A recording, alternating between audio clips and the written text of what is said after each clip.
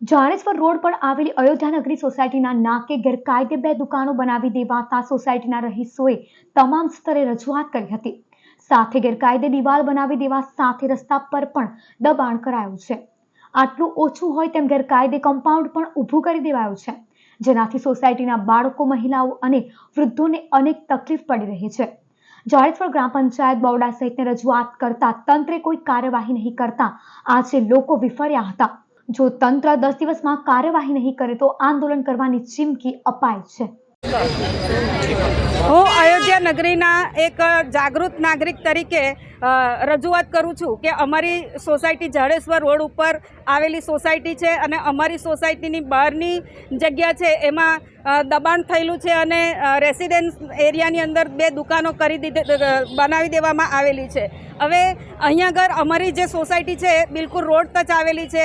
ઘણા બધા વિદ્યાર્થીઓ અહીંયા આગળ આવીને બેસે છે, બસની રાહ જોતા હોય છે, તો કેટલીક વખત આવા વિદ્યાર્થીઓને પણ અહીંયાથી તગેડી દેવામાં આવે છે અને સોસાયટીના બાળકો અહીંયા આગળ ના બેસે તો બહારથી કોણ બેસવાનું છે।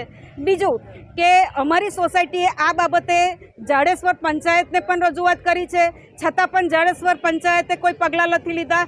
ત્યાર પછી સોસાયટીએ મામલતદાર કચેરીમાં પણ વાત કરી, મામલતદાર કચેરીમાં પણ અરજી આપી, મામલતદાર કચેરીના મેડમ અહીંયા આગળ જોવા પણ આવ્યા, પણ ત્યાર પછી પણ કોઈ નિરાકરણ ના થયું। ત્યાર પછી કલેક્ટર કચેરીમાં અમારી સોસાયટીએ અરજી આપી, કલેક્ટરને રજૂઆત કરી, તો રજૂઆત થયા પછી પણ આજ દિન સુધી જ્યારે 10 મહિના થઈ ગયા છે તો પણ કોઈ નિરાકરણ થયું નથી। ત્યાર પછી અમારી સોસાયટીએ બરોડામાં પણ અરજી આપી છે, તો બોડાએ પણ કોઈ પગલાં અહીંયા આગળ લીધા નથી। ત્યાર પછી ફરી જાડેશ્વર પંચાયતમાં ફરી પાછી અરજી આપી, તે તલાટી પણ અહીંયા આગળ જોવા આવ્યા, ત્યાર પછી કોઈ નિરાકરણ થયું નથી। વારંવાર સરકારશ્રીના જવાબદારી નેતાઓને પણ અમે રજૂઆત કરી, છતાં પણ કોઈ નિરાકરણ આવતું નથી। તો હવે અમારી સોસાયટીના સભ્યો જો નિરાકરણ નહીં આવે 10 દિવસની અંદર તો અમે હવે ઉચ્ચ કક્ષાએ રજૂઆત કરવા જઈ રહ્યા છે અને જો ત્યાંથી પણ અમારી રજૂઆત સાંભળવામાં નહીં આવે તો અહીંયા આગળ અનશન પર સોસાયટીના સભ્યો બેસશે અને જો સોસાયટીના સભ્યોને આ સમયની અંદર કોઈ તકલીફ પડશે અને કંઈ પણ થશે તો તેની સંપૂર્ણ જવાબદારી સરકારશ્રીની રહેશે। જો સરકારશ્રી 10 દિવસની અંદર અમારું આ નિરાકરણ નહીં લાવે તો સોસાયટીના સભ્યોએ જાતે જ કોઈ કામ કરવું પડશે। જે ગેરકાયદેસર સોસાયટીના મકાનમાં જ દુકાનો ઊભી કરી અને બાંધકામ ગેરકાયદેસર કરીને રોડ પર સુધી દબાણ કરેલું છે, પ્લસ દિવાલ કરી છે તે અડધી રાત્રે દિવાલ બનાવી છે એમણે।